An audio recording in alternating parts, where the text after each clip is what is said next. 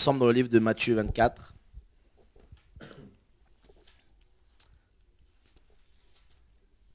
Du premier verset au verset 3 d'abord.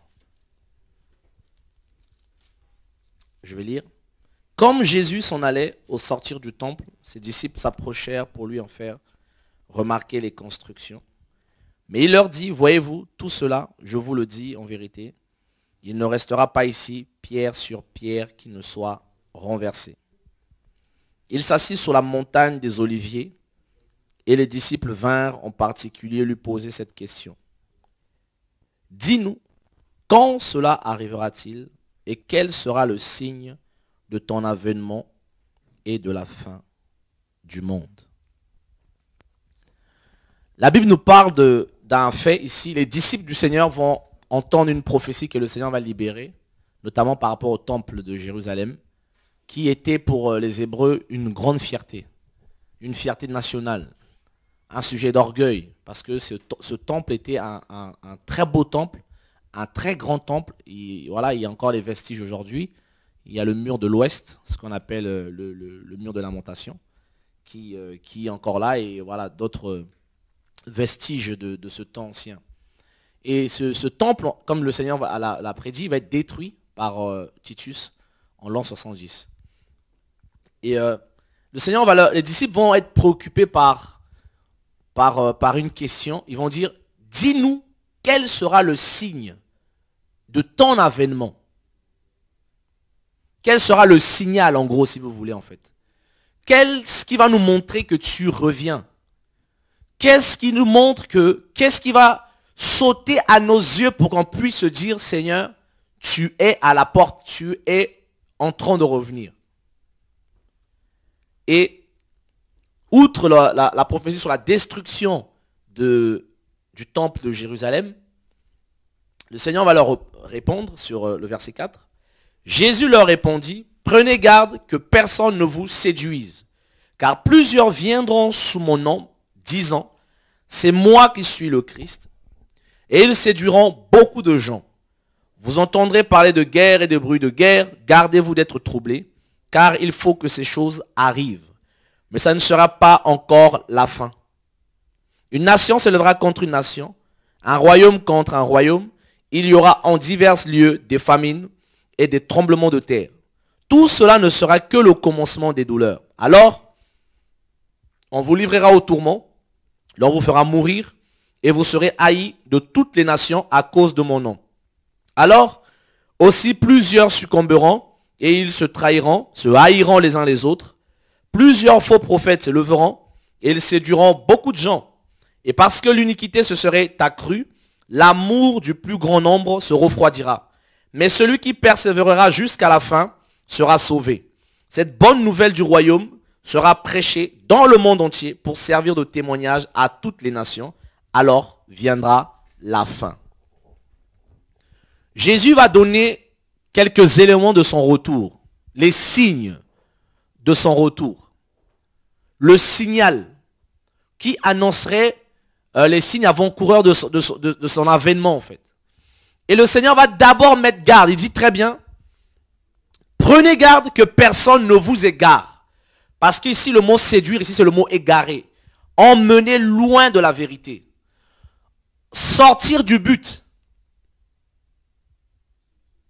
Donc, un des premiers signes que Jésus nous donna, c'était en fait que plusieurs vont être égarés. Plusieurs seront égarés en fait. Séduire ici, c'est planao, c'est sortir du but, égarer l'autre. Et le Seigneur va dépeindre deux réalités ici qui sont spirituelles en même temps physiques. Donc, en même temps l'Église, on va dire, Israël aussi, et en même temps le monde. On ne peut que séduire celui qui a cette foi ici. Plusieurs seront égarés en fait. Par quel moyen plusieurs seront égarés? Le Seigneur va répondre, il dit, car plusieurs viendront sous mon nom, disant, c'est moi qui suis le Christ. Et ils égareront plusieurs. Ils ne vont pas égarer les gens avec de la magie, avec de l'argent, avec des vêtements. Non. Ils vont avoir un appât pour égarer les gens. Or, un autre terme de mot séduire, séduction, c'est appâter. C'est appât qui donne appât en français. Donc, pour pouvoir égarer ceux qui ont reçu la foi, ceux qui ont reçu l'appel, ceux qui ont reçu les choses de Dieu, il faut leur proposer l'appât pour les attirer. Parce que si on se présente à nous, à eux, avec les cornes, ils ne vont pas suivre. Parce que les chrétiens, ils sont quand même avisés, ils ont une forme de discernement, on va dire. Donc, ils vont être appâtés par le nom de Jésus. Le nom de Jésus va servir, en fait, pour appât, pour capturer. Ils vont se servir du Seigneur, de son nom, de ses œuvres, pour pouvoir attirer les gens et de les égarer de la foi. Plusieurs les suivront. Donc, un des signes de la fin qui montre que Jésus revient, c'est l'égarement de plusieurs. C'est l'égarement de plusieurs. Ils ne seront pas égarés parce que voilà, ils vont forcément aller dans le monde. Non, frère. Ils vont être égarés d'une manière spirituelle. Un égarement, une séduction spirituelle qui sera mise en place. On va présenter un Jésus, mais qui n'est pas Jésus. Parce que si tu présentes à un chrétien Satan, il va dire non, je ne veux pas. Parce que beaucoup ont gardé une forme de moralité, une forme de spiritualité. Mais cette forme de spiritualité ne fait pas forcément la vérité. Et comment, dans notre temps, cette séduction s'est matérialisée? Regardez toute la panoplie de la chrétienté qu'on a en fait. Vous voyez, pour égarer les gens, pour sortir les gens du but, pour sortir les gens de l'appel du Seigneur, pour sortir les gens. D'abord là, c'est d'abord la séduction spirituelle en fait. Avec autant d'assemblées qui naissent, il y en a tellement qui naissent, et tous se réclament du Seigneur. Tout le monde dit, oh, mais je suis de Dieu. Bah, on parle de Dieu, on parle de Jésus. C'est le même Jésus. Les catholiques disent, c'est le même Jésus. Les protestants disent, c'est le même Jésus. Les évangéliques disent, c'est le même Jésus. Les anabaptistes, les orthodoxes, et les anglicans, je ne sais combien qu'il y a de ismes, qui se réclament de Jésus. Ils viendront sous mon nom. Et ils vont séduire beaucoup. Et c'est le cas.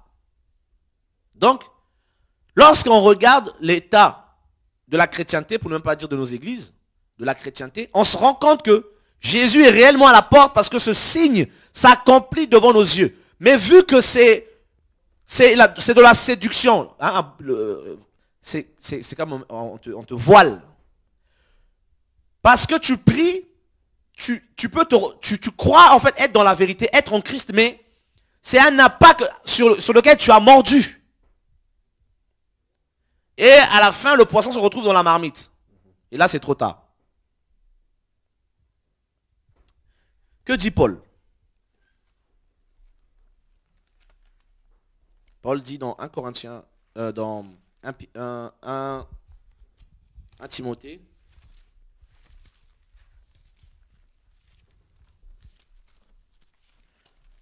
Timothée 4. C'est pour ça qu'il y a autant de guerres dans le milieu chrétien. Il y a autant de confusion. On ne sait plus où donner la tête.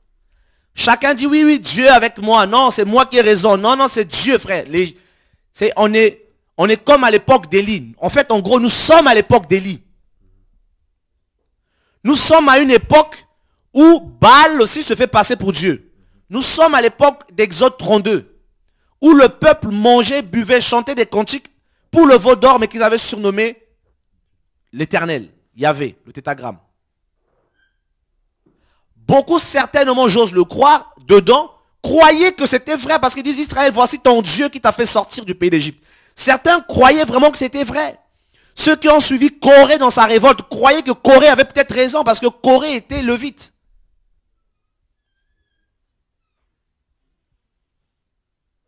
Plusieurs sont séduits, frère. Et des esprits de séduction sont lâchés de plus en plus, frère. Pour amener le doute, pour amener la rébellion, pour amener enfin, pour discréditer les frères, les sœurs qui craignent Dieu, qui aiment Dieu, frère. Pour discréditer les serviteurs que Dieu a appelés. Les gens se servent du Seigneur lui-même. Ils ne se servent pas du diable, frère. Ils prennent des versets bibliques pour dire, ah non, non, non, non, c'est pas vrai. Regarde, écoute, la Bible dit, la Bible ceci, frère. C'est avec la Bible qu'on séduit. C'est avec le nom du Seigneur qu'on séduit, frère. Croyons parler avec vérité. Donc si on n'est pas affermi, frère, si on n'est pas avec le Seigneur, on peut être entraîné, on peut sortir du but. On peut sortir de l'appel, on peut être séduit. Prends garde que personne ne t'égare. Parce que quand on s'égare, souvent là, pour revenir sur le chemin, des fois c'est long. Paul dit ceci. Mais l'Esprit dit expressément, je traduis à mon français, l'Esprit dit certainement, l'Esprit dit avec assurance, que dans les derniers temps, quelques-uns abandonneront la foi pour s'attacher à des esprits séducteurs et à des doctrines de démons par l'hypocrisie de faux docteurs, portant la marque de la flétrissure dans leur conscience, dans leur propre conscience, ils prescrivent de ne pas se marier, blablabla. Bla. Paul va appuyer que dans les derniers temps, il y aura de la séduction, frère. Un des signes qui nous prouve que nous sommes à la fin des temps, c'est la séduction qui bat son plein. Et ce n'est pas nouveau, mes amis. Lorsque Dieu créa le monde, il mit dans un jardin un homme, une femme. Et Satan les a égarés par le moyen de la séduction. La séduction aussi a pour but de réveiller en nous la convoitise. C'est ça le but de la séduction, frère. Et nous allons petit à petit, voilà, parler de tous ces cas de séduction, si Dieu, notre Père, le permet. J'ai l'impression qu'on parle beaucoup de séduction en ce moment, de séduction, mes frères. Voilà, parce que c'est ce qui se passe dans le monde. Nous sommes en dimanche. Nous sommes contents. Frère, oh oui. On peut fréquenter quelqu'un qui est éclairé, mais on peut être soi-même égaré déjà, frère. Parce que l'égarement vient du cœur, ça commence par le cœur. Le Seigneur dit que c'est du dedans du cœur que la folie vient à sortir. Paul appuie. L'Esprit me dit expressément, c'est quelque chose qui ne va pas rater, qui ne va pas louper. Que dans les derniers temps, il y aura de la séduction. Les gens vont séduire, frère. Ils vont se lever pour séduire. Ils vont se lever pour égarer les gens avec des enseignements, avec des justifications, avec des... Oui, je suis un homme de Dieu, je suis un vrai... Hein, frère, si Dieu lui-même ne te parle pas, tu peux être entraîné, frère. Et un des péchés que nous, chrétiens, nous commettons souvent, frère, c'est le jugement. On juge avant le temps. Le Seigneur dit ne jugez pas avant le temps, frère. Il faut d'abord discerner dans la prière, mon ami. C'est dans la prière qu'on discerne. Non, mais tu sais, un tel a dit, un tel a fait, frère. Dieu, lui, t'a dit quoi, mon ami? Je m'arrête sur le témoignage que Dieu me donne des uns des autres. Pour ne pas être égaré. Pour ne pas être égaré, frère.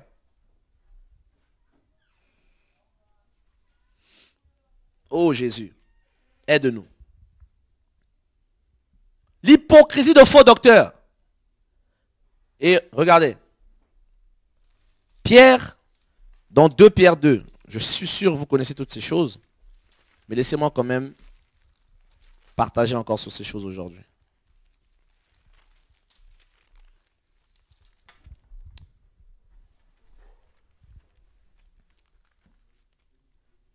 De Pierre 2. Il y a eu parmi le peuple de faux docteurs, de faux prophètes, il y aura de même parmi vous de faux docteurs qui introduiront sournoisement des sectes pernicieuses et qui, reniant le maître qui les a rachetés, attireront sur eux une ruine soudaine. Plusieurs les suivront dans leur dérèglement et la voie de la vérité sera calomniée à cause d'eux. Est-ce que vous voyez? Donc, ici, l'apôtre Pierre nous dit que il y aura des faux docteurs parmi nous qui vont introduire par des enseignements des sectes et des sournoisements, des sectes pernicieuses J'aime bien l'expression secte aussi. Action de capturer en fait. Donc, ils vont capturer des gens par la séduction. La séduction des dents. Aujourd'hui, il y a combien de prophétesses qui dirigent les églises de maison? Combien, mon ami? Tu te lèves là-bas demain, oh non, c'est la prophétesse un tel. Waouh, mais hier, on était ensemble, on priait, tes prophétesses depuis quel jour? 2 ou 3 prophéties, prophétesses un tel. Ah, frère, on séduit les gens, n'outrepassant la volonté du Seigneur, mon ami. Paul est clair. Les apôtres sont clairs, mon ami. Dieu a donné la charge de la direction de l'église aux hommes. Voilà, ceux qui l'appellent. Effectivement, là, les femmes sont libres d'exercer leur ministère. Mais là, jusqu'à aller s'asseoir comme, voilà, comme celle qui gère là-bas, qui, frère, il y a un souci, frère. La séduction, mon ami. Ils introduisent par les paroles flatteuses, douces.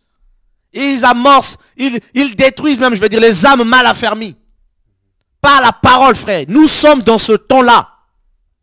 Dans le temps où, frère, les gens prennent leur téléphone pour se justifier à gauche, à droite. Non, c'est pas moi, c'est un tel. Frère, si à force d'écouter, tu vois, l'oreille va commencer à prendre plaisir et le cœur va commencer à être pollué. Tu ne vas plus voir les choses comme Dieu veut que tu vois les choses. Parce qu'il y aura une pollution, une séduction derrière, frère. Le monde est condamné déjà. Vous me direz, mais qu'est-ce que tu racontes? Mais bien sûr que le monde est condamné. Mais Jésus veut sauver ses élus. Ils vont renier le maître qui les a rachetés. Donc, ils ont été rachetés. Mais à cause de la séduction, ils vont renier Jésus. Ils vont renier leur maître. Mais pour avoir qui comme maître? Eux-mêmes. C'est pas nouveau. Frère, ça m'a beaucoup interpellé. Ça fait un moment que je rumine ça. Comment les gens peuvent être séduits, frère? Un coup de téléphone, une lettre, une vidéo, un témoignage de quelqu'un, les gens sont troublés. Oh, t'as vu, non mais c'est... Mais frère, la séduction, frère. Voilà la ruse de Satan. Le serpent était l'animal le plus rusé des champs. Il connaît l'homme. Cette séduction est d'abord spirituelle. Le Seigneur nous met en garde que personne, frère, ne t'arrache le prix de la vocation. Que personne ne me sorte de ce que Dieu a prévu pour moi, frère.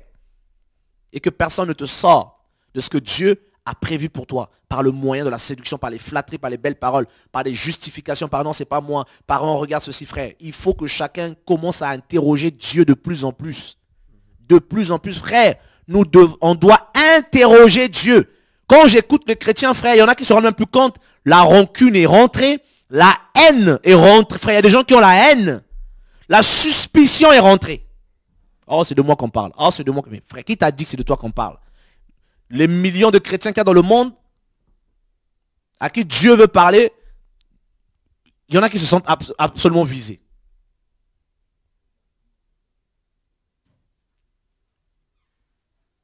Nous sommes dans une génération, mon ami, qui est séduite. Où l'ordre du Seigneur est renversé. Le Seigneur l'a dit aux apôtres, prenez garde. Prends garde que personne ne t'égare.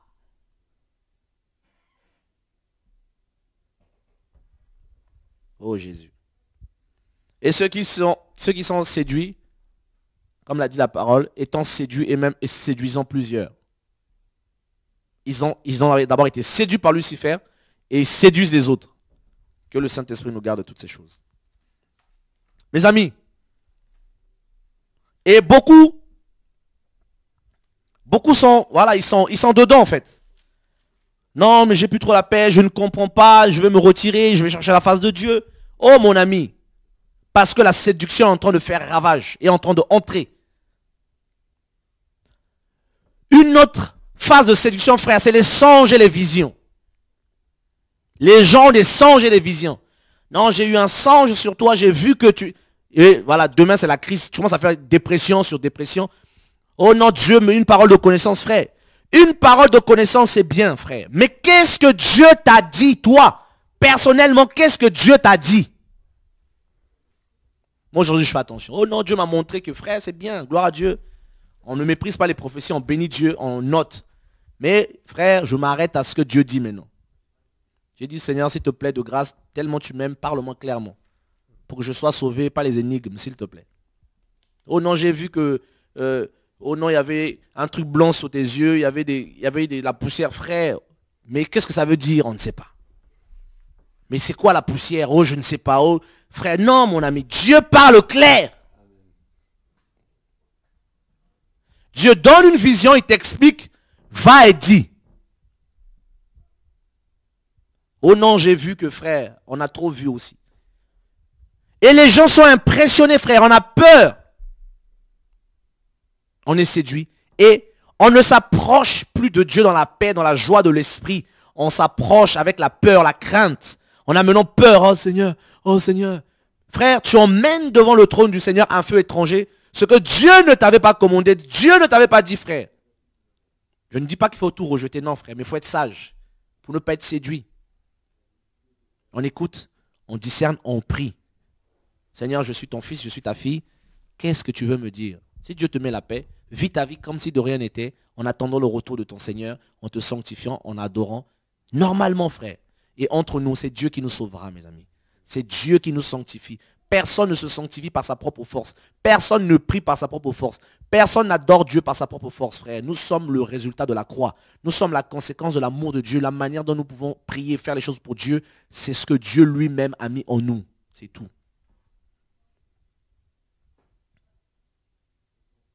Oh, chrétien.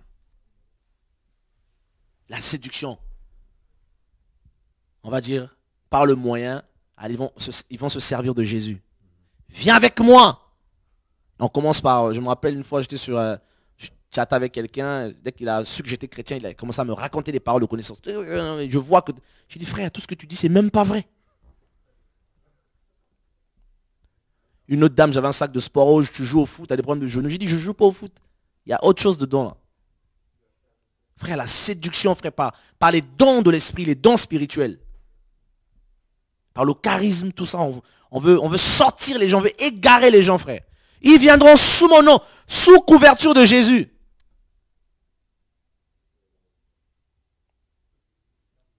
Il faut que Dieu témoigne, frère. Il faut que Dieu témoigne. Paul dit, si je ne suis pas apôtre pour les autres, au moins pour vous. Je suis apôtre. Je ne sais pas si vous pouvez rajouter des choses. Je ne sais pas. Avant que je continue. Mes amis, et regardez à quel point, frère, la séduction a pris place non seulement dans le monde, dans l'église aussi. Dans l'église chrétienne. Je suis choqué moi-même le premier aujourd'hui, la manière dont la séduction a pu atteindre les enfants de Dieu, les chrétiens. Nous faisons des choses qui sont mondains, mais que nous justifions avec force et véhémence. On dit non, c'est comme ça. Mais non, on ne veut pas être... Non, mais non, je veux pas non plus. Je veux ressembler à qui, mes frères? Est-ce que c'est la parole de Dieu? Est-ce que c'est comme ça que Dieu nous voit? La position qu'on adopte, est-ce que c'est la position de l'esprit? Regardez une chose.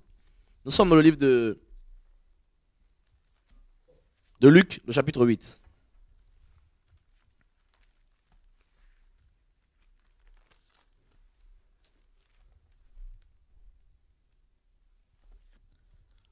Je vais lire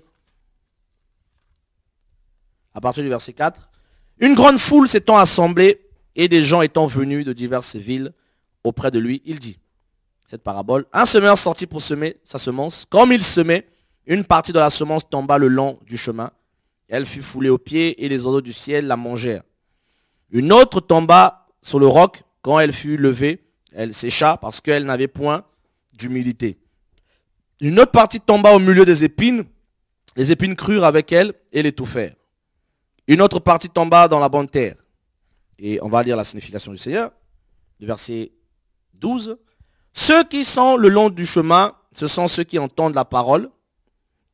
Le diable vient, enlève de leur cœur la parole de peur qu'ils ne croient et soient sauvés. Ceux qui sont sur le roc, ce sont ceux Lorsqu'ils entendent la parole, la reçoivent avec joie, mais ils n'ont point de racine. Ils croient pour un temps et ils succombent au moment de la tentation. Ceux qui sont tombés parmi les épines, ce sont ceux qui, ayant entendu la parole, s'en vont et la laissent étouffer par les soucis, les richesses et les plaisirs de la vie. Ils ne portent pas de fruits qui viennent à maturité. Une autre séduction, frère, c'est la séduction des richesses. La séduction des richesses, mes amis. Je vais prendre le livre de Matthieu 13. Je vais lire aussi dans Matthieu 13.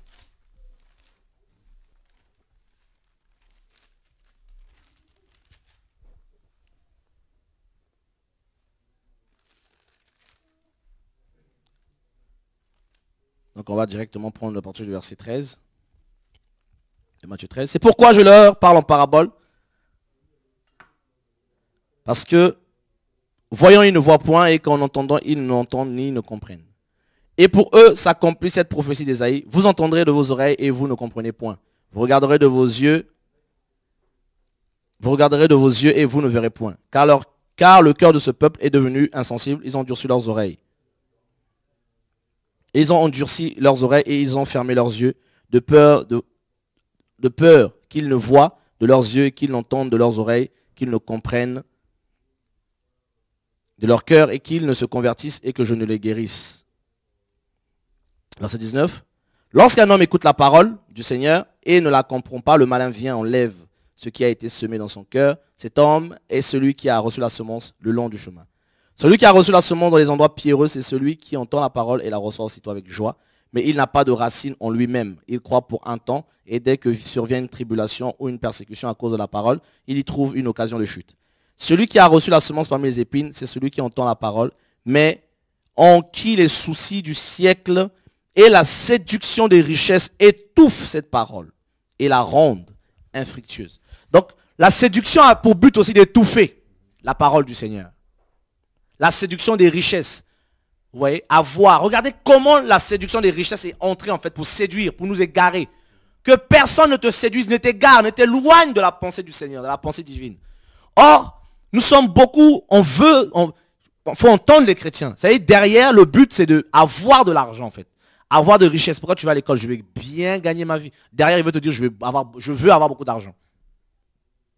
Ah, je veux bien ceci, je veux avoir une grosse... Je veux ceci, les richesses et les richesses, la séduction des richesses, mes amis. Il y a carrément quelqu'un qui m'a dit un jour, un chrétien, ah non, nous devons impacter le monde. Nous devons occuper des postes clés dans ce monde pour influencer le monde, frère. Le Seigneur a dit que le monde et les œuvres qu'elles contiennent seront détruits. Nous allons l'influencer, pourquoi faire? Le monde est condamné. Le monde entier est sous la gérance du malin. Nous allons influencer le monde, pourquoi faire? La Bible dit que Satan gère le monde. Nous allons influencer Satan dans quel sens? Satan est influençable. Vous voyez? Donc, la parole ne peut pas demeurer en nous. Parce que la séduction des richesses, frère, de posséder, frère, ça étouffe. Il faut écouter l'évangile que nous écoutons aujourd'hui, que les chrétiens écoutent. C'est un évangile qui veut absolument que les chrétiens soient des millionnaires, des milliardaires, qu'ils aient de l'argent, qu'ils aient tout. Alors que, Hébreu est clair, hein, contentez-vous de ce que vous avez. Si Dieu ne veut pas que tu aies beaucoup d'argent, bénis Dieu. Bientôt tu pars. Si tu as 1 million quand tu pars, qui va les garder? L'État va les récupérer. Les soucis de la vie, frère.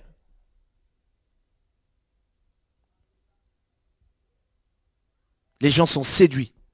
Parce qu'il n'y a pas du gain, frère. Les gens seront égoïstes, fanfarons, amis de l'argent, frère. Les gens veulent posséder. Paul était clair. Et dans l'église, et dans le monde. Vous parlez avec les gens du monde aujourd'hui, ils vont vous dire clair, hein, je veux de l'argent, Les gens sont prêts à tout pour de l'argent. Je veux de l'argent, Tu lui présentes Christ, ça ne l'intéresse pas parce que dans son cœur, il est séduit. Il veut de l'argent.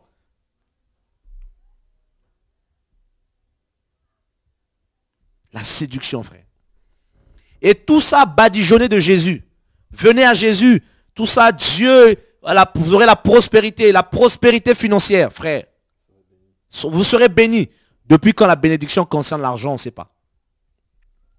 Je pense que la meilleure de bénédiction, c'est de connaître Christ et de l'aimer. Je pense. À moins, je ne sais pas après pour les autres. J'aimerais que Dieu me fasse grâce en tout cas.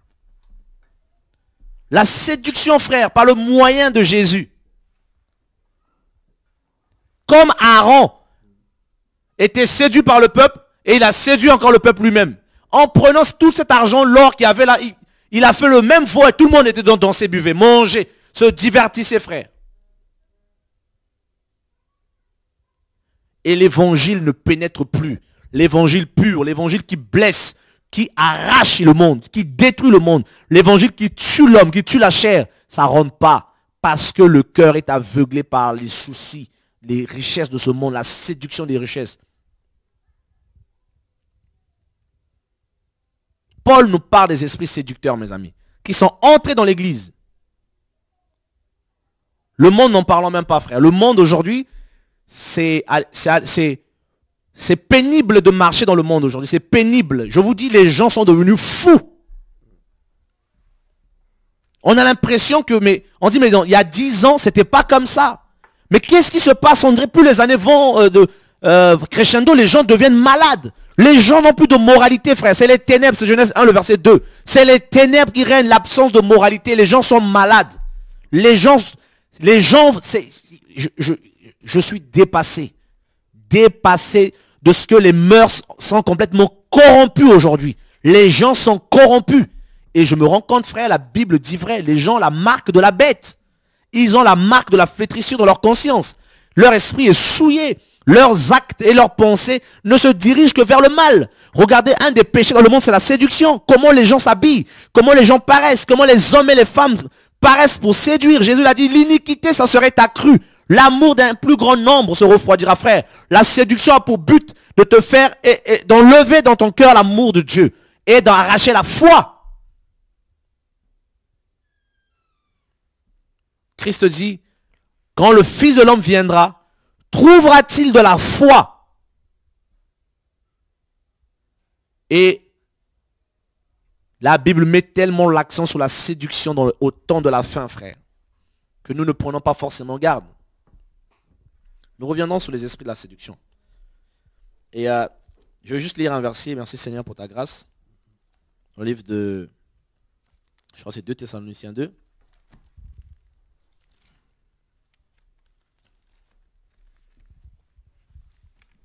À partir du verset 3.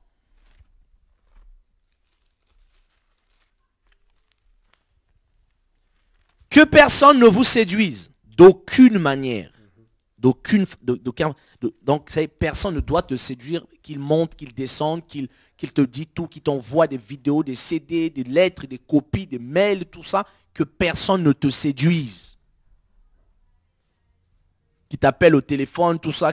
Frère, que personne ne te séduise d'aucune manière, que personne ne t'égare. Quand tu t'es converti, c'est Dieu qui t'a touché, frère. Une chose me choque souvent, Joël.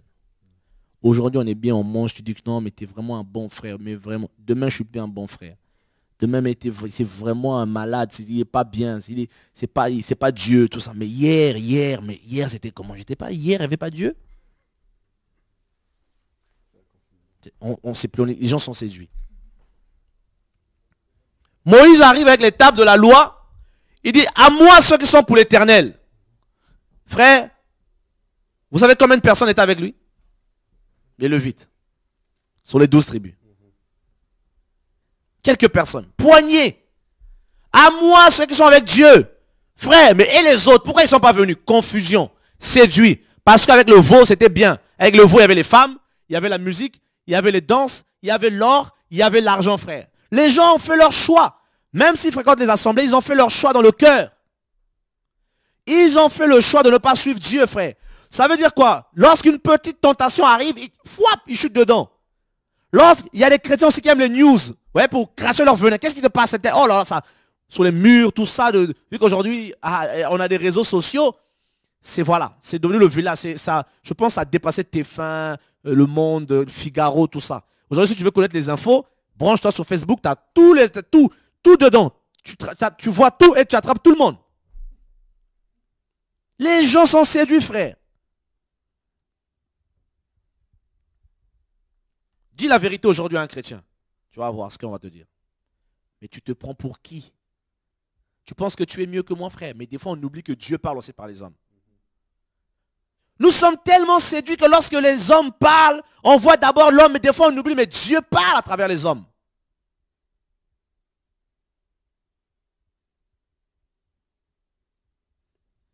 Je ne suis pas parfait, loin de là. Oh, loin de là. Je vais aimer Dieu.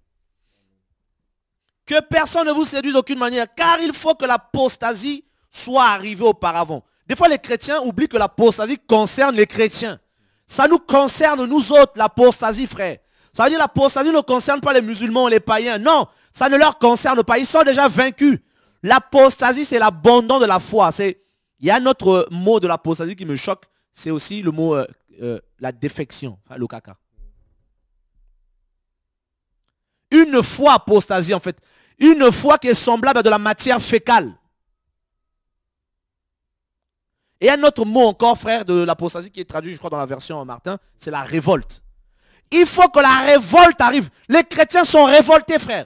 Ils ne sont pas révoltés, certains pas contre le péché, mais contre Dieu, contre la parole de Dieu, contre les serviteurs que Dieu utilise ici et là dans le monde qui prêchent la vérité. Les gens sont révoltés contre eux, frère. Il suffit d'écouter leurs propos. C'est la haine. Et ils disent, non, Dieu avec nous. Nous sommes de Dieu. Mais la haine dans leurs propos, frère, tu te dis, mais les gens ne se rendent pas compte que ça, c'est ce qu'on appelle la haine. La rancune, la colère. Ça, c'est la colère, ça. Ça, c'est la vengeance. La vengeance, frère. Un chrétien qui parle mal à un chrétien, wow, frère, on va te faire des pages et des pages sur Facebook, des pages. Oh, il m'a dit ça, il m'a fait ceci. Voilà ce qui se passe. Voilà ce qui se passe. Mes frères, Jésus a dit, si vous êtes outragés à cause de mon nom, bénissez mon nom. Si vous subissez quelques injustices, supportez-le fort bien. L'amour supporte tout. On a oublié tous ces versets-là, mais on a gardé les autres versets, frère.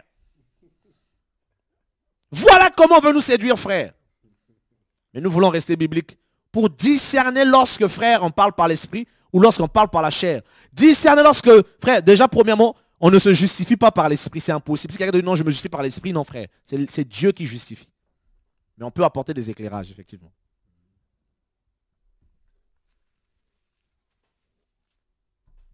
Waouh. Les gens disent de Jésus, il égare le peuple. En gros, il séduit le peuple. Voilà notre temps, frère. Je peux continuer? La révolte, mon ami. Car il faut d'abord que la révolte soit arrivée auparavant et qu'on ait vu paraître l'homme impie, le fils de l'enfer, l'adversaire qui se lève au-dessus de tout ce qu'on appelle Dieu ou de ce qu'on adore. Il va jusqu'à s'asseoir dans le temple de Dieu, se proclamant lui-même Dieu. Ne vous souvenez-vous pas ce que je vous disais? Je vous disais ces choses lorsque j'étais encore chez vous. Et maintenant, vous savez ce que le retient afin qu'il ne paraisse qu'en son temps. Car le mystère de l'iniquité agite déjà. Il faut seulement que celui qui le retient encore ait disparu. Alors apparaîtra l'impie que le Seigneur Jésus-Christ détruira par le souffle de sa bouche. Il écrasera par l'éclat de son avènement. L'apparition de cet impie se fera par la puissance de Satan avec toutes sortes de miracles, de signes et de produits mensongers et avec toutes les séductions de l'iniquité pour ceux qui périssent parce qu'ils n'ont pas reçu l'amour de la vérité pour être sauvés. Ici, je pense qu'on ne parle pas des païens. Hein. On parle de ceux qui se sont révoltés contre la parole de Dieu. Qui ont suivi, frère, la bête, l'antéchrist. Par la séduction, frère. Toute la séduction du péché. Toute. Ça veut dire la séduction a des multiples façons de pécher, frère. D'entraîner les gens en enfer. Des fois, je m'imagine les gens qui ont suivi Corée. Ils se sont perdus dans la révolte de Corée. Il y en a le matin, voilà, il se levait chez lui, Corée parlait. Non, mais c'est pas bien ce que Moïse a fait, tout ça. Moïse est un malade, tout ça. Moïse m'y croit, quoi. Il n'y a que lui que Dieu parle. Moi aussi, je suis un levite. Moi aussi, voilà, je fais le service. Dieu aime tout le monde, tout ça. Dieu est amour, tout ça. Dieu ne fait pas de favoritisme. Dieu va vous montrer qu'il ne fait pas de favoritisme, il n'y a pas de souci. Et là, tout le monde se présente. Les gens suivent Corée, mais qu'est-ce qu'il y a? Et ceux qui connaissaient Corée parce qu'ils ont commencé ensemble. Oh, Corée, qu'est-ce qu'il y a? Mais non, mais Moïse, tout ça. Mais c'est pas possible que Moïse puisse se comporter comme ça. On y va. Et comment ça? Non, mais Moïse là, mais on va voir. Et tout le monde commence à suivre. Et même, il y en a même qui ne savaient même pas dans quoi ils étaient. Ils ont suivi, frère. Ils arrivent devant le trône, devant la présence du Seigneur. Dieu les regarde et dit, mais vous ne savez pas que j'ai choisi Moïse? Vous ne savez pas que c'est moi qui ai choisi Moïse? Dieu frappe Corée. avant de frapper Corée, il prend soin de dire à Aaron et Moïse, écartez-vous de ces méchants hommes afin que je les consume. Quelle menace. Et ceux qui étaient là, mais qu'est-ce que je fais? Mais je suis pas dedans, Seigneur, mais je n'avais pas compris les tenants et les aboutissants de cette affaire. Mais c'est trop tard, mon ami. Tu étais devant Dieu, devant Corée. Tu as parlé. Tu as été engagé par tes paroles. La Bible est claire, par nos paroles nous serons justifiés, par nos paroles nous serons condamnés. Même si ce que je dis ne fait pas plaisir à certains. Frère, c'est pas par orgueil ni par... non, c'est pas du tout ça, frère. Loin de moi cette idée. Et une chose aussi que je m'imagine, c'est Satan au ciel. Comment il a fait pour entraîner tous ces anges? Et lorsque le décret est sorti du ciel, tout le monde dehors. La Bible dit qu'il y a eu guerre au ciel. Là, c'est moi qui imagine. Il dit, la guerre qu'il y a eu, certainement c'est les anges qui ont commencé à regretter et ne voulaient pas sortir. Ça, c'est moi qui m'imagine ça. Donc, ce n'est pas une guerre, je me dis, ils ne se sont pas révoltés parce qu'ils connaissent Dieu. Ils savent la puissance que le Père a avec lui. Quel ange va se révolter? Jusqu'aujourd'hui, il continue à se mettre à genoux, il l'appelle maître. Donc au ciel, ils ont le courage de se révolter là-bas. Ici, ils appellent maître et se mettent à genoux. Ils voulaient, ça c'est moi qui dis. Hein. Pour moi, ils ne voulaient pas sortir. Ils se sont rendus compte, oh là là, on s'est fait avoir par Lucifer. Oh non, pardon. Mais il fallait partir. Michael a dû se charger d'eux, mes amis. Donc, tu peux être séduit, rentrer dans un truc, tu n'étais même pas dedans, frère. Tu n'as même pas consulté Dieu d'abord, tu es embarqué parce que, voilà, c'était ton ami, on lui a fait quelque chose, tu es embarqué dedans. Et quand c'est comme ça, frère, la Bible devient une grande séduction pour nous. On prend les versets qui nous arrangent. Quoi. Dieu ne fait point de favoritisme, c'est un Dieu juste. Je n'ai pas regardé à ceux qui étaient là avant moi, frère. Je n'ai pas consulté le sang ni la chair. Dieu, c'est un Dieu de principe.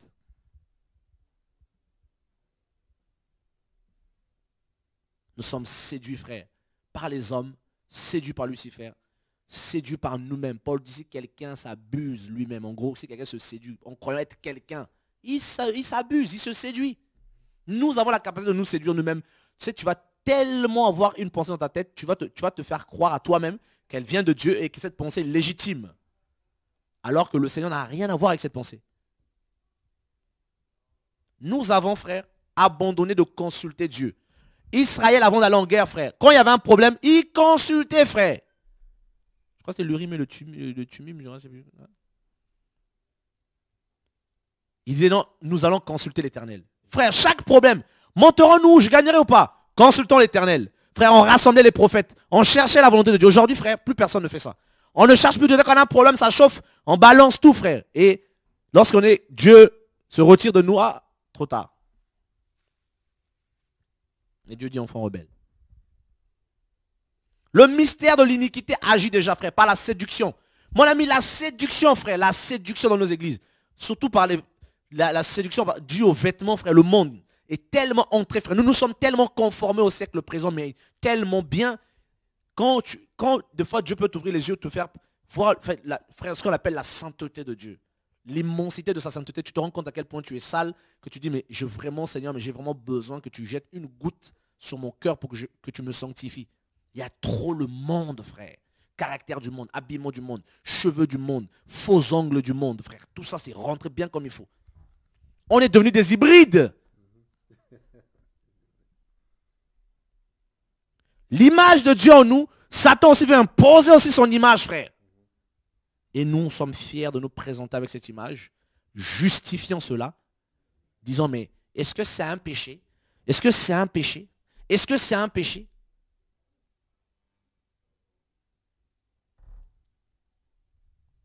Ah non, les gens n'ont pas le droit d'être beaux, bien habillés, coquettes. C'est que dans la Bible qu'une femme doit être coquette, je ne sais pas, peut-être c'est... Je ne dis pas qu'il ne faut plus prendre soin de soi, hein. C'est parce que je dis, il faut comprendre mon langage, mes frères, mais des fois la coquetterie, là, ça devient trop la coquetterie, frère. Ça devient la séduction, mon ami.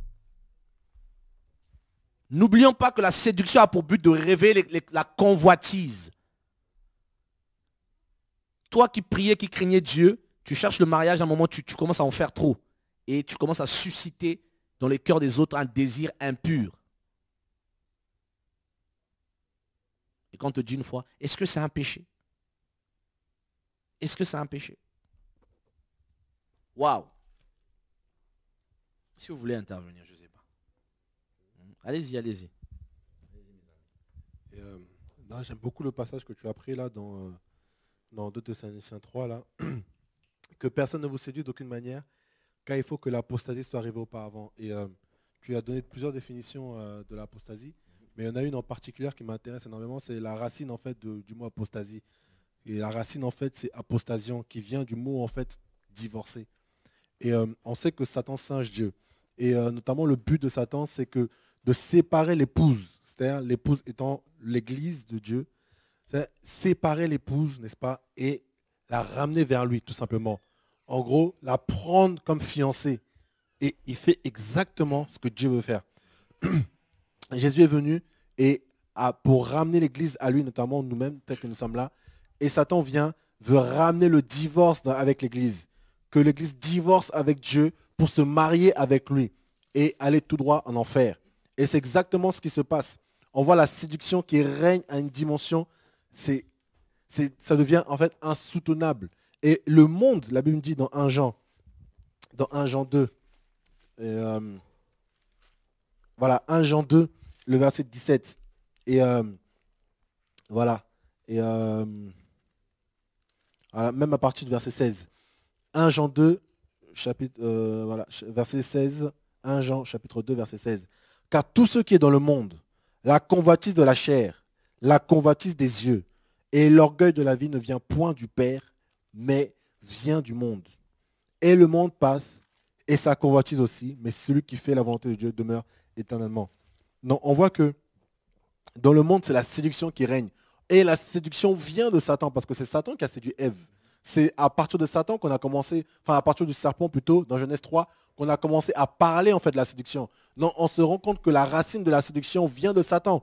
Et le monde, d'après 1 Jean 5, nous dit que tout le monde est sous la puissance du malin. Donc c'est-à-dire que la séduction règne dans le monde, puisque c'est lui le Père. Le Père, c'est Satan. Et on voit que la séduction dont il est question, donc le monde, la convoitise de la chair, la convoitise des yeux, est rentrée même dans l'Église. Est rentrée premièrement sur, entre guillemets, ceux qui devaient être en tant que responsables, les portiers de l'Église, ce qu'on appelle les anciens. Et pour que quelque chose puisse rentrer dans une maison, il faut d'abord passer la porte. Et on sait qu'à la porte, normalement, là doivent se tenir les anciens, les responsables, entre guillemets. Et la séduction a séduit premièrement ces anciens-là. Et on voit que les anciens, entre guillemets, ils sont dans la séduction et ils séduisent le peuple. Et d'ailleurs, tout à l'heure, Trésor, tu as pris un bon passage aussi. On est dans 2 Pierre. 2 Pierre 2, il est dit au verset 15, il dit, après avoir quitté le chemin, ils se sont égarés en suivant la voie de Balaam, fils de Béor, qui aima le salaire de l'iniquité, mais qui fut repris pour sa transgression. Une ânesse muette fut faisant entendre une voix d'homme, arrêta la démence de Balaam. Donc ça, c'est la première type de séduction qui a séduit en fait les portiers. Et cette première séduction-là, Trésor, c'est comme tu disais tout à l'heure dans Matthieu 13, c'est la séduction des richesses. Et c'est ce qui est communiqué au jour d'aujourd'hui, frère, dans toutes les églises. Parce qu'on a pour habitude de visiter beaucoup d'églises, notamment notre sœur Hélène sort d'une église qu'on a visitée il y a quelques temps de cela. Et donc, c'est les églises, au jour d'aujourd'hui, le message, donc je ne dis pas tout, il ne faut pas non plus tout généraliser, mais la majorité, on va dire 95%, 5% qui craignent encore Dieu, mais 95% des églises, le premier message, c'est la richesse. Venez à Dieu, vous allez être riches. Venez à Dieu, vous allez avoir des millions. Venez à Dieu, il va vous donner des maisons, vous allez avoir des villas, tout ça. Et on se rend compte que la majorité des chrétiens qui viennent à Dieu là, eh ben, ils se font plus dépouiller qu'autre chose et ce sont justement ces portiers-là qui s'enrichissent plus qu'autre chose. Et l'apôtre Pierre continue, il dit, verset 17, « Ces gens-là sont des fontaines sans eau, des nuées que chasse un tourbillon. L'obscurité des ténèbres leur est réservée. Avec des discours enflés de vanité, ils amorcent par les convoitises de la chair. » Alors on a vu tout à l'heure dans 1 Jean 2 que la convoitise de la chair ne vient pas de Dieu. D'accord? Par les dérèglements, ceux qui viennent à peine d'échapper aux hommes qui vivent dans l'égarement. Donc vous voyez que les pauvres brebis qui viennent à peine de sortir du monde, eh ben, ces portiers-là n'ont aucune considération pour ces gens. Et leur but premier, n'est-ce pas, c'est de les détruire. D'accord? Et au verset 19, il dit, « Ils leur promettent la liberté quand ils sont eux-mêmes esclaves de la corruption. Car chacun est esclave de ceux qui triomphent de lui. » En effet, si après c'est être retiré, déçu du monde par la connaissance du Seigneur et du Sauveur Jésus-Christ, ils s'y engagent de nouveau et sont vaincus, leur dernière condition est pire que la première. Car valait mieux pour eux de n'avoir pas connu la voie de justice que de l'avoir connue et de se détourner du saint commandement qui leur avait été donné. Donc voilà, frère, l'état de l'Église. Le problème, c'est que ça commence au portier. Au niveau du portier, et ensuite ça rentre dans l'Église, ça rentre chez les frères et sœurs. Et là, frère, c'est la catastrophe, c'est la cacophonie, c'est les ténèbres, c'est le renchér. Genèse 1, verset 2, les ténèbres qui règnent sur toute la terre. Et là, maintenant, c'est là qu'on entend toutes les histoires. On entend qu'un va avec la femme de son père. On entend ceci, cela, comme Paul dit dans 1 Corinthiens 5. On entend, et c'est là que, frère, on voit que le milieu chrétien est complètement paganisé. Je suis choqué, frère, comme tu disais tout à l'heure, comme tu commençais à rentrer dans la séduction par rapport à nous-mêmes. Parce que nous-mêmes, on se séduit et on séduit les autres. Je suis choqué, frère, Trésor. J'ai été obligé de supprimer un contact sur mon téléphone portable parce que j'avais un contact, un numéro d'une personne qui était sur WhatsApp. Donc la plupart des gens connaissent WhatsApp. Mais il y avait une telle séduction. Tous les jours, la personne devait changer de photo, et que des photos à caractère un peu, voilà, à connotation un peu bizarre. Et j'ai dit non, là c'est trop. Je l'ai repris une fois, deux fois. La personne ne voulait pas capter. J'ai supprimé son contact. J'ai actualisé mon WhatsApp parce que tu te rends compte qu'en fait, il y a un problème en fait au niveau de la séduction. Il y a un problème au niveau des chrétiens. On ne prêche pas ce message-là dans les églises. On ne prêche pas aux chrétiens qu'il y a la séduction. Regardez un peu le dimanche, pour ceux qui prient. Sortez un tout petit peu le dimanche à 9 h du matin. Mettez-vous à votre gare. Et pour ceux qui habitent en Ile-de-France, mettez-vous à la gare de Saint-Denis RERD. Vous allez voir c'est quoi la séduction. Vous allez voir les costumes cravates. 3 pièces, 5 pièces. Comme si on allait à un mariage. Alors que frère, Jésus, lorsqu'il était venu, on ne le regardait même pas. Il n'avait rien pour attirer les regards. Mais nous, aujourd'hui, en tant que chrétiens, frère, il suffit de sortir dehors le dimanche et on sait que la personne est chrétienne. Costume, cravate, talons aiguilles, costume, tout ce que vous voulez, des chaussures pointues, brillantes, tout ça, avec une grosse Bible. Et en fait, au-dedans, ce sont juste des tombeaux blanchis. Et au-dedans, frère, il n'y a rien dedans. Il n'y a rien, frère. Et c'est terrible. Et regardez ce que Jésus a dit aux pharisiens. Nous sommes dans Matthieu 23 et j'aime tellement ce passage parce qu'il est tellement parlant. Il est tellement, frère, c'est terrible. Et Matthieu 23, il est dit à partir du verset 15, si nous y sommes, gloire à Dieu, il dit « Malheur à vous, scribes et pharisiens, hypocrites, parce que vous courez la mer et la terre pour faire un prosélyte et quand il est devenu, vous en faites un fils de la gêne 2 fois plus que vous. » C'est terrible. Jésus dit ici que les scribes et les pharisiens cherchent des disciples. Et dès qu'ils trouvent un disciple, ils en font un fils de la gêne 2 fois plus qu'avant. Donc, sachant que les gens qui sont dans le monde, jusque tant qu'ils n'ont pas reçu le Seigneur Jésus, ce sont des fils de la gêne. Mais là, le Seigneur dit qu'une fois que ces personnes ont reçu, en fait, soi-disant, chez ces pharisiens, ces scribes, ont reçu, soi-disant, la parole, et bien, au lieu de les ramener à Christ, ils en font des fils de la gêne. Et ça, c'est grave. Et c'est ce qui se passe au jour d'aujourd'hui. Parce qu'on ne dit pas aux frères et sœurs la vérité. On ne dit pas aux frères et sœurs qui sont dans la séduction. On ne dit pas aux frères et sœurs qui sont dans les ténèbres. On ne leur dit pas, on les laisse comme ça. On se dit non, vaut mieux cacher, couvrir, soi-disant, le péché. Et en fait, on refuse de dire la vérité. Pourquoi? Parce qu'on sait que si on dit la vérité, les gens vont partir, les gens vont fuir. Je me rappelle une fois, on était sorti évangéliser à la gare de là où le Saint nous a mis pour faire son œuvre. Et on était sorti pour évangéliser et j'ai vu 2 filles. Elles étaient tellement mal habillées, mais tellement mal. Je n'ai jamais vu ça, mini-jupe compliquée, tout ce que vous voulez.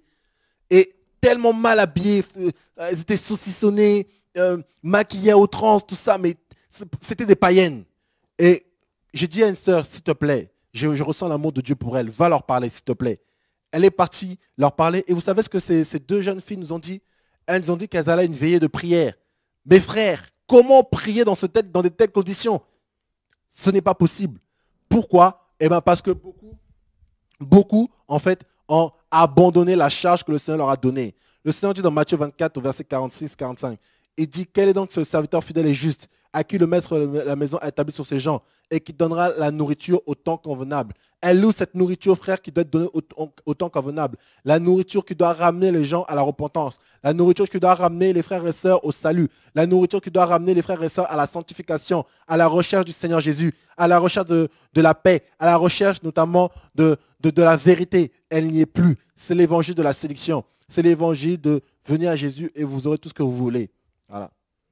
Gloire à Dieu.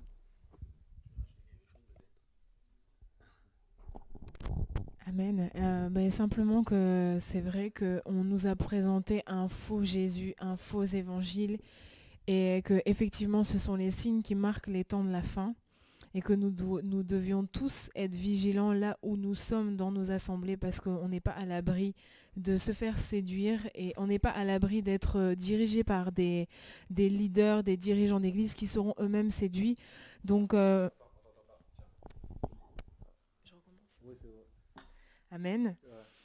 Donc je reprends, je disais que effectivement ce sont les signes qui marquent les temps de la fin où la séduction règne, et que je vous exhorte vraiment à rester vigilants, qu'importe les endroits où vous vous trouvez, qu'importe les personnes qui se présentent devant vous, qu'importe les bagages des personnes qui vont se présenter comme pasteurs, comme apôtres, comme prophètes, des gens qui ont du galon. L'important en fait c'est toujours d'avoir la relation avec Dieu, et comme on parlait de la prophétie tout à l'heure, c'est la prophétie confirme quelque chose qu'on a déjà dans le cœur, quelque chose que nous-mêmes on a reçu de Dieu. Donc en fait je vous encourage vraiment à avoir une relation et une intimité avec Dieu, avec le Seigneur, parce que c'est ça qui va nous garder de l'égarement. Personne n'est à l'abri de l'égarement, mais c'est ça qui va faire en sorte qu'on va rester sur le chemin étroit. Et le chemin est étroit et il est très facile de dévier à droite ou à gauche. Donc je vous encourage vraiment à rester centré sur Christ. Et il y a un verset qui dit dans Pierre, « Arme-toi de la pensée de souffrir ». Lorsqu'on accepte Jésus-Christ, ce n'est pas une vie facile. C'est un évangile qu'on ne prêche pas dans les églises, mais c'est une vie où on est amené à être combattu, on est amené à être affligé, on est amené à être persécuté, on est amené à plein de choses. Donc ça, ce sont les signes qui nous montrent qu'on est dans le chemin de la foi. Voilà, je vous repasse la parole. Que le Seigneur soit béni pour ce partage, frère. C'est des choses qu'on doit connaître, parce que le Seigneur va nous dire que lorsqu'on va voir la séduction, c'est-à-dire il n'est pas loin. Donne-nous le signe, le signal en grec, de ton retour. Il dit que personne ne vous séduise. Personne. Plusieurs vont venir sous mon nom, se présentant, frère. Il y aura, cette séduction vise aussi les hommes, les chrétiens, qui vont se présenter. Je suis chrétien, tu vois. Je suis chrétien comme toi. J'aime Dieu aussi, tout ça. Mes frères, sous la couverture du nom de Jésus. Mais derrière, il y a la séduction. Et un des dangers de la séduction, c'est quoi? Ça endurcit le cœur pour pas que l'on parvienne à la repentance. C'est ça le but. Séduire, regardez.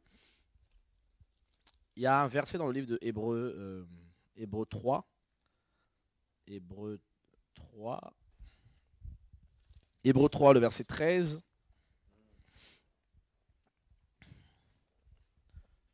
Hébreux 3, 13. Mais exhortez-vous les uns les autres, chaque jour, aussi longtemps qu'on peut dire aujourd'hui, afin qu'aucun de vous ne s'endurcisse par la séduction du péché. Ouais. Tous les jours, l'auteur ici nous engage à nous exhorter. Exhorter ici, c'est aussi comme attirer la sonnette d'alarme, à nous rappeler en fait, pour pas que la séduction puisse atteindre un de nous et qu'un cœur s'endurcisse. Donc, la séduction a pour but d'endurcir le cœur. Et lorsqu'on est séduit, frère, c'est dur de se repentir. Remarquez ceux qui ont été séduits. La Bible dit quoi? Ils n'ont pas reçu l'amour de la vérité pour être sauvés. Dieu leur a envoyé un esprit d'égarement. Donc ils ont été égarés, ils ont été séduits, parce que c'est le même mot, planao, égarés. Ils ont été sortis de la course. Frère, combien sont sortis de la course parce qu'ils ont entendu des choses? Ils ont vu, mais ils n'ont pas vu comme Dieu, ils ont vu comme la chair voit. Combien sont sortis parce que ils ont compris à l'envers les choses, frère. Il y a la connaissance de la Bible, Matthieu, Genèse, Apocalypse, et il y a la connaissance de Dieu et des principes de son royaume. Frère, il y a connaître Dieu et connaître la Bible. Vous me direz, mais Dieu est dans sa parole. Mais frère, attention. Il nous faut bien plus de maturité des fois dans les choses de Dieu. On peut avoir une grande connaissance des Écritures, une grande mémoire, mais avoir une très petite connaissance de Dieu et de la volonté parfaite de Dieu. Connaître Dieu, comment Dieu agit, comment Dieu fonctionne. Ça peut nous manquer. Qu'aucun ne s'endurcisse. Exhortez-vous, frère. Pourquoi? Parce que la séduction est entrée, les esprits de la séduction sont entrés, frère. Et beaucoup sont touchés. Regardez. Apocalypse, le chapitre 2. Ça, c'est un verset, frère. Quand je le méditais, je me suis dit, mais quand je le médite, je dis, mais quand est-ce qu'on va être délivré? Quand est-ce qu'on va être délivré? Parce que là, si on n'est pas délivré, ça va être difficile. Apocalypse 2, le verset 18. L'église de Thyatire. Nous savons que les 7 églises d'Apocalypse, pour certains, représentent les 7 âges pour l'église. Il y en a pour 7, c'est l'entièreté, donc l'église dans sa globalité. Donc les différents caractères que peut rencontrer l'église. Et quand moi je parle d'église, je ne parle pas forcément d'un bâtiment. Je parle des chrétiens, un rassemblement des chrétiens ici et là dans le monde entier en fait. Que Dieu touche les États-Unis. Écrit à l'ange de l'église de Thyatire. Voici ce que dit le Seigneur. Voici ce que dit le Fils de Dieu. Celui qui a les yeux comme une flamme de feu et dont les pieds sont semblables à de l'airain. Premier point, le Seigneur ne fait jamais les choses pour rien. Il va se présenter à cette église comme le Fils de Dieu. Celui qui a de l'airain, les pieds comme de l'airain poli et qui a des yeux comme des flammes. Pourquoi? Frère, parce que quand on est séduit, on ne voit plus. On est aveuglé, mais Dieu voit lui. Il a des yeux qui voient, il voit tout. Il sait tout, il a des pieds qui foulent la séduction, frère. Et on continue. Je connais tes œuvres, ton amour, ta foi, ton fidèle service, ta constance et tes dernières œuvres plus nombreuses que les premières. Quelle église. Waouh. Vous pouvez imaginer? Dieu connaît tes œuvres, ton amour, oui, tu m'aimes, ta foi, tu as de la foi, ton fidèle service, ta constance et tes dernières œuvres plus nombreuses que les premières. Mais ce que j'ai contre toi, c'est que tu laisses la femme Jézabel, qui se dit prophétesse, enseigner et séduire mes serviteurs. Frère, il y en a combien? Des prophétesses aujourd'hui qui dirigent des églises de maison, tout ça, qui enseignent les serviteurs du Seigneur. Il y en a combien, frère? Oh, Dieu va vous frapper, ok, gloire à Dieu. Vous avez toujours des prophéties où Dieu frappe les gens, où Dieu tue les gens, c'est toujours ça. Jamais sois fortifié, Dieu voit tes combats, persévère, toujours Dieu va te tuer. Quel type de prophétie vous avez? Maman prophétesse, papa, voilà. Vous voyez que les choses où, voilà. Donc Dieu est tout le temps en colère avec vous. Bizarre. Mais que tu laisses la femme Jézabel, qui se dit prophétesse, enseigner et séduire mes serviteurs pour qu'ils se livrent à la fornication et qu'ils mangent des viandes sacrifiées aux idoles. Regardez. L'enseignement de cette prophétesse, de cette femme, avait un seul but. D'égarer les serviteurs de Dieu, donc de les séduire, de les sortir en fait de la table de leur maître. Vous voyez? De la communion avec Dieu pour les donner une autre communion. Paul en parle dans 1 Corinthiens. Je crois que c'est 1 Corinthiens 11, si je m'abuse. On ne peut pas manger à la table du Seigneur et à la table des démons. Donc, Jézabel, c'est pour ça à la fin il parle des profondeurs de Satan. Vous voyez? Donc, le but de cet esprit, c'est de sortir les appelés du Seigneur de la table du Seigneur en fait. De la croix, de l'agneau. Ouais, nous, c'est l'agneau qu'on mange. Donc le sacrifice de la croix. Donc ils veulent nous sortir de cela pour nous faire manger avec le diable, nous faire connaître les profondeurs de Lucifer. Par le moyen de la séduction, frère. Là, pour qu'on puisse consommer la fornication. Mais si toi, qui es serviteur, tu es séduit, tu séduiras les autres. La Bible continue. Je lui ai donné du temps afin qu'elle se répande. Et elle ne veut pas se repentir de son impudicité. Waouh. Alors je me pose une question. Dieu veut que Jézabel se répande? Dieu dit, je lui ai donné du temps pour qu'elle se répande. Vous savez, c'est très imagé, ça peut représenter ici beaucoup de choses.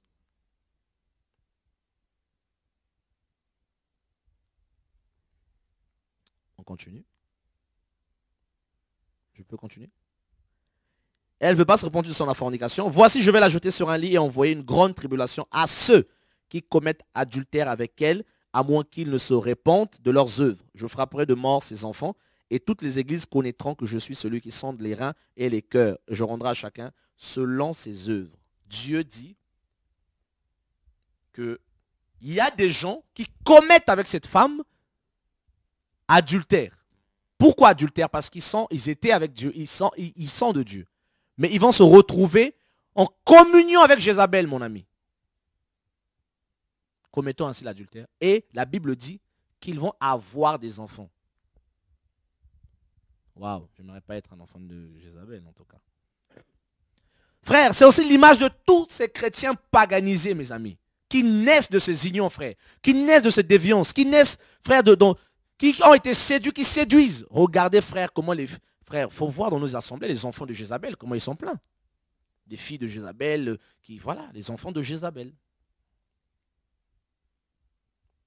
Qui séduit les serviteurs, qui séduit les disciples, qui séduit, frère, pour pouvoir engendrer une génération de paganiser, de polluer, de séduire. Mais Dieu veut la repentance de ces gens, frère.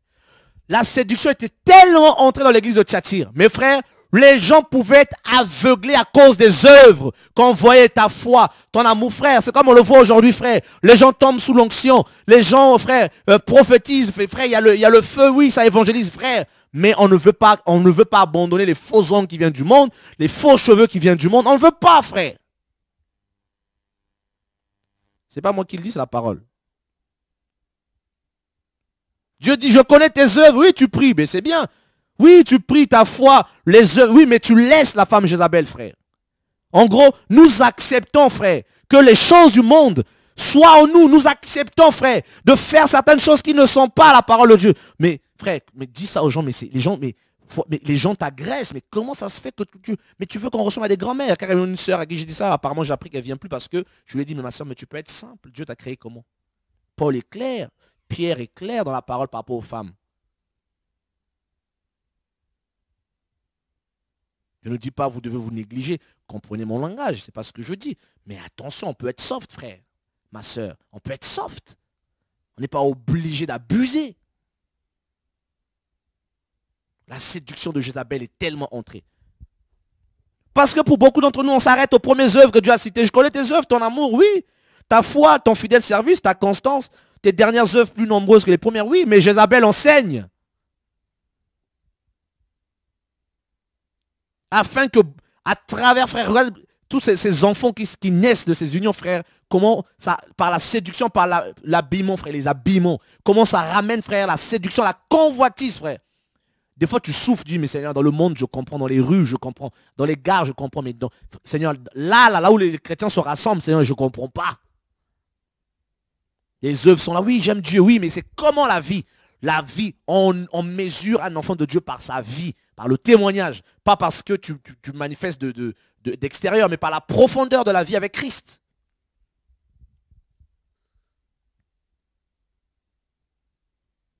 Jézabel était rentrée à Thyatire, frère.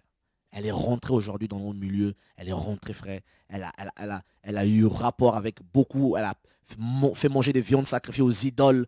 Tout ça, des gens. Voilà, elle a ramené la fornication, frère. Toi qui craignais Dieu, il y a beaucoup de jeunes, frère, que j'ai connus, qui craignaient Dieu, mon ami. Voilà, ils ont rencontré une fille de Jézabel un jour, se sont mis en projet avec. Pouf! On les a appris à manger des viandes sacrifiées aux idoles et à tomber dans la fornication. C'était fini. D'autres sœurs pareilles, elles ont rencontré des fils de Jézabel, elles qui craignaient Dieu, elles avaient le feu. Ah non, j'aime pas quand tu t'habilles comme ça. Ah non, tu fais grand-mère. Ah non, non, tu sais, vu que je veux te marier, il faut que tu t'habilles pour me faire plaisir. Voilà, les paroles, par les paroles doucereuses, ils amorcent les âmes mal affermies, frère. Les gens vont commencer à être pollués, sucés, la vie qui est en toi va commencer à être sucée, tu vas commencer à faire les jeux pour lui faire plaisir. Fini. J'ai vu des... Oh Jésus, j'ai vu des gens que je croyais être des sœurs dans la foi. Ça parle en langue, frère. Oh Jésus, oh, ça sautait, ça criait, ça parlait fort. Mais aujourd'hui, frère, vous les voyez tatouages à fond la caisse. C'est une dimension de péché. Tu dis, mais oh là là, Seigneur, mais c'était quoi alors? Oui, les œuvres étaient là à la fois la constance, mais Jézabel enseignait ces gens. Et ils mangent des viandes sacrifiées aux idoles aujourd'hui. Ils ont fornication, ils engendrent. Une génération paganisée, frère. Une génération méchante, des chrétiens rancuniers, méchants. La séduction est trop rentrée. Des faux angles. Toi, tu es chrétienne, tu as des faux angles, mon ami. C'est quoi le but derrière? C'est quoi le but? C'est quoi le but, frère? C'est quoi le but d'avoir des faux angles? C'est quoi le but? Est-ce pour la gloire du Seigneur? C'est quoi? C'est biblique? C'est mondain? D'où est la source des choses que nous faisons? Où est la source, frère? La source, c'est quoi la source? Est-elle biblique, divine, ou elle est-elle mondaine? Nous, on veut couvrir des défauts parce qu'on veut corriger Dieu, on n'est pas bien dans sa peau, frère. Et quand on dit, mais non, on ne veut pas parce que le cœur ne veut pas, parce qu'on ne se sent pas bien, on ne se trouve pas beau, on ne se trouve pas belle. On veut faire les choses, on veut s'aider, aider Dieu, frère. On s'abuse, on se séduit. Et on emmène la séduction chez les autres. Tu vois une femme noire, elle a de longs cheveux noirs, comme une femme blanche. Tu dis, mais attends, mais c'est quoi? C'est comment? Si Paul était encore vivant, je crois qu'il aurait dit, mais cette fois-ci, on met le voile pour de vrai.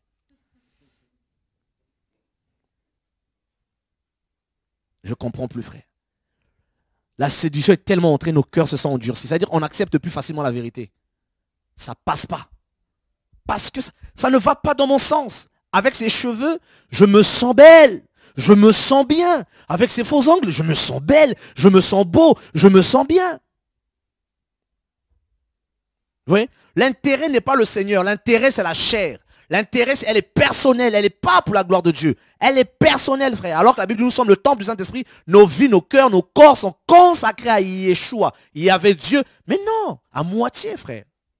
Mais les œuvres, nous avons les œuvres. Nous prions, oui, bien sûr. Nous aimons, oui, bien sûr. Nous évangélisons beaucoup, oui, bien sûr. Mais, frère, quelque part, la séduction est entrée. Nous sommes devenus des ustensiles. Comme j'ai vu dans Famille de Vie, là, les artefacts, les artifices de Jézabel. Apparemment, ça a soulevé des tollés. Que Dieu soit béni. Nous ne condamnons pas les gens. Non, loin de là, frère. Dieu nous enseigne, frère, de plus en plus la poubelle, le monde, comment le monde est rentré dans l'église. Au niveau des jeunes, le monde c'est incrusté et c'est violent, c'est fort et c'est rentré dans les cœurs. Frère, c'est devenu comme de la crasse, ça s'est endurci comme un rocher. Et Dieu doit taper fort, frère. Et Dieu, je crois que c'était quelque chose, Dieu me disait de plus en plus, il allait garder ses enfants, frère. Et de plus en plus, le Seigneur me faisait comprendre la dernière fois que j'étais avec des frères que les vrais enfants de Dieu allaient connaître de plus en plus le Gethsémani. En fait, Dieu me disait en gros que ceux qui aiment réellement Dieu, qui sont attachés à des choses, Dieu va les pousser à Gethsémani pour les presser bien comme il faut. Pour que toutes les choses qui sont en eux, là, qui ne veulent pas lâcher, qui luttent avec Dieu, là, Dieu va les prendre. Regardez, Jésus arrive à Gethsémani, l'homme parfait. L'homme parfait. L'homme à qui la chair n'a jamais été souillée. Il arrive à Gethsémani. Dieu commence à le presser. Il ne veut plus. Il veut fuir. Il ne veut plus. Il dit, c'est trop dur. Hein. La croix là, je pense que ça va être compliqué. Toutefois, si ça ne dépend que de moi, on arrête là. Mais Seigneur, parce que je t'aime, je veux faire ta volonté. Si c'est vraiment ce que tu veux, j'irai à la croix. Ouais. À Gethsémani, en fait, Dieu commence à briser la volonté propre. Tu vois, des choses on était comme séduits, comme aveuglés. Il faut Gethsémani, il faut la solitude. Parce que quand tu vas être seul, c'est là où tu vas voir tes défauts. Mais quand tu es trop entouré de tout le monde, frère, on se congratule, tu ne vois pas les défauts. Il faut que Dieu t'isole. Il va commencer à pointer du doigt. Il va commencer à pointer du doigt. Tu vas commencer à pleurer. Tu vas commencer des fois même à avoir de la colère contre Dieu. Oui, il va t'embrocher. Il va te saigner. Comme on fait un poisson, on l'ouvre. Parce que Dieu veut manger ce poisson. Il ouvre le ventre, on enlève tout, frère. Dieu presse. Vous savez, tes faux cheveux, tu vas les jeter. Tes faux ongles, tu vas les jeter. Les vêtements sexy serrés, là, tu vas les jeter. Tout ça, ça va à l'eau. Des slims, tout ça, pour les frères, tous les trucs serrés, tout ça, là. Ça met des pantalons serrés. Sur les fesses, il y a marqué en grand le nom de la marque. Tout ça, là, on jette.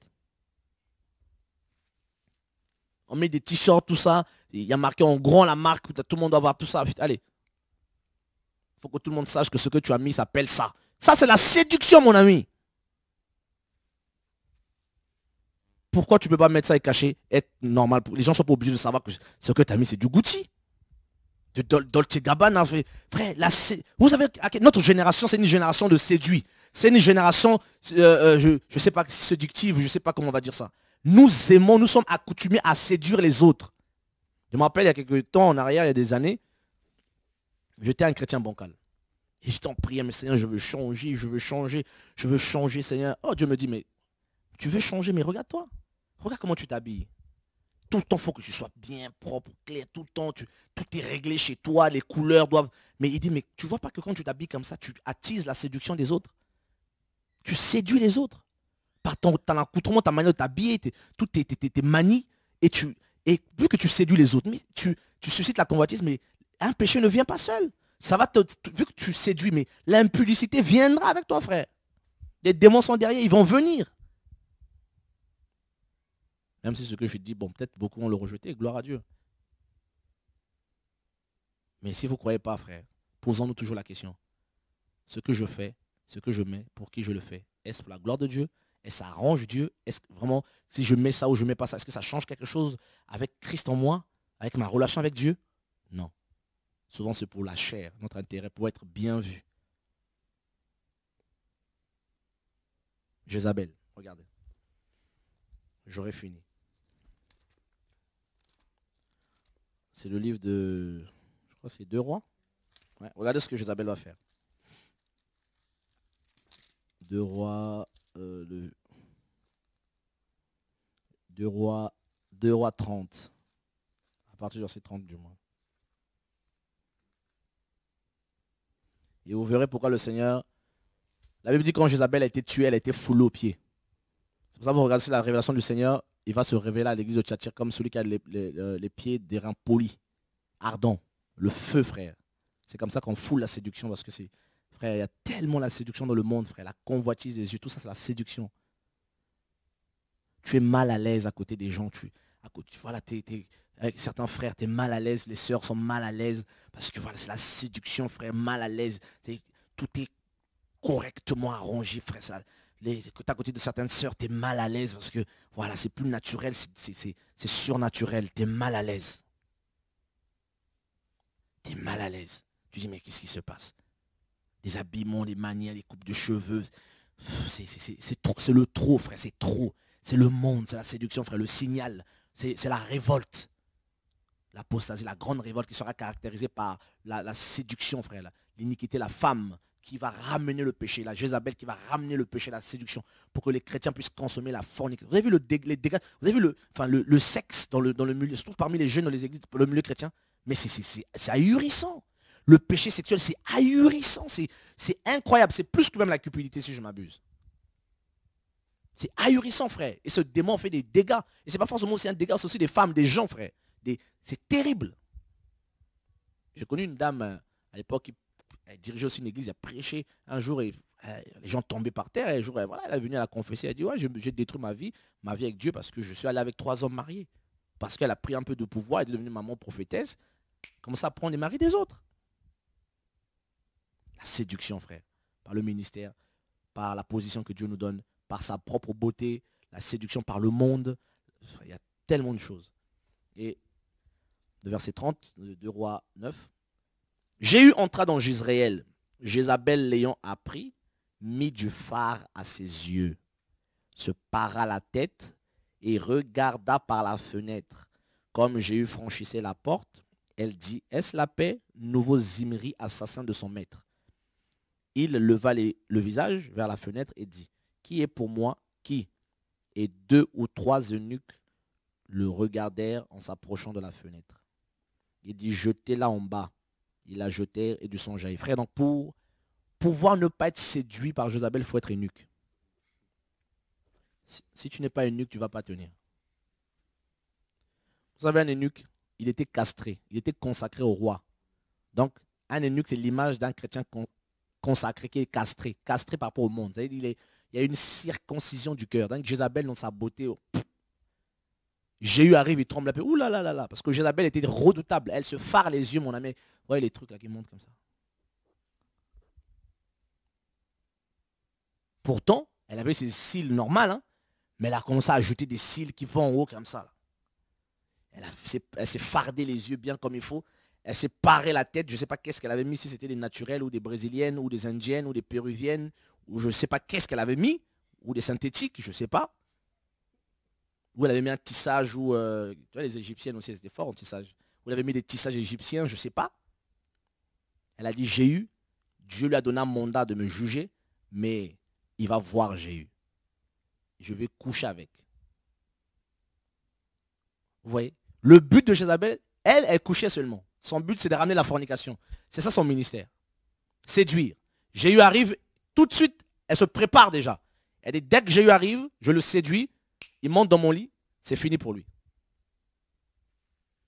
Pourtant, elle avait des enfants. Hein. Son mari, pourtant, bizarrement, Akab, à peine, voilà. Voilà.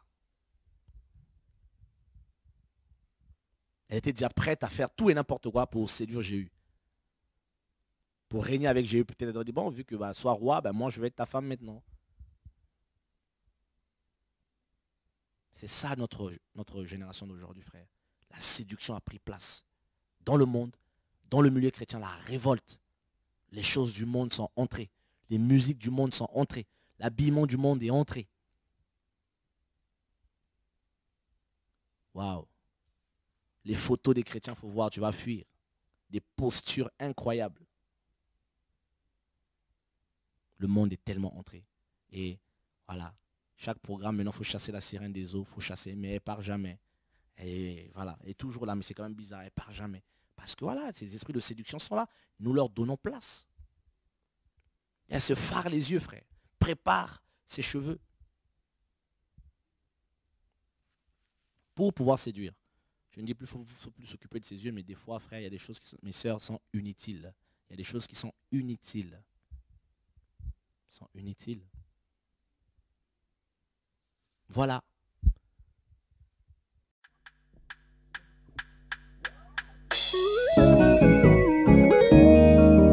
Chaque jour le monde me propose d'accepter ses idées, mais je ne peux pas parce que je t'aime. Les plaisirs me sont proposés afin de me corrompre. C'est pas possible parce que je t'aime. Seulement parce que je t'aime, seulement parce que je t'aime. Je ne veux pas heurter ton cœur parce que je t'aime. Seulement parce que je t'aime, seulement parce que je t'aime. Je ne veux pas heurter ton cœur parce que je t'aime. La crainte de ton nom m'empêche de faire ce que tu ne veux pas. Pourquoi t'attrister, pourquoi te blesser, Seigneur? Tu ne le mérites pas. Tu m'as aimé le premier. Je t'aime, Seigneur, encore je t'aime. Seulement parce que je t'aime, seulement parce que je t'aime. Je ne veux pas heurter ton cœur parce que je t'aime. Seulement parce que je t'aime, seulement parce que je t'aime. Je ne veux pas heurter ton cœur parce que je t'aime. Oh oui, papa, je t'aime, Seigneur, Seulement mon Dieu. parce que je t'aime. Je veux te prouver mon amour, Seigneur, en obéissant à tes commandements, Seigneur, en les appliquant à ma vie, en les appliquant, Seigneur, mon Dieu, mon roi, dans ma famille, en les appliquant, Seigneur, mon Dieu, mon roi, dans mon foyer. Oui, Père, je veux, Seigneur, mon Dieu, mon roi, observer ta loi, que ta loi, Seigneur, soit inscrite dans mon cœur. Oui, Seigneur, car c'est comme ça, Seigneur, que je pourrais te montrer que je garde tes commandements et que je t'aime, Seigneur. Oui, je t'aime de tout mon cœur, Seigneur, mon Dieu. J'aime, Seigneur, mon Dieu, mon roi, te louer. J'aime, Seigneur, te louer. J'aime te glorifier, Seigneur. J'aime, Seigneur, mon Dieu, mon roi, t'adorer, Père. Oui, je t'adore, Seigneur. Je t'adore de tout mon cœur, de toute ma force, Seigneur, de toute mon âme, Seigneur, de tout mon esprit. Oui, Père, je t'aime, Seigneur, mon Dieu, mon roi. C'est parce que je t'aime, Seigneur, mon Dieu, mon roi, que ce chant, Seigneur, mon Dieu, mon roi, vient dans mon cœur. Oui, je t'aime, Seigneur. Je t'aime, Papa. Je t'aime, Seigneur Jésus-Christ.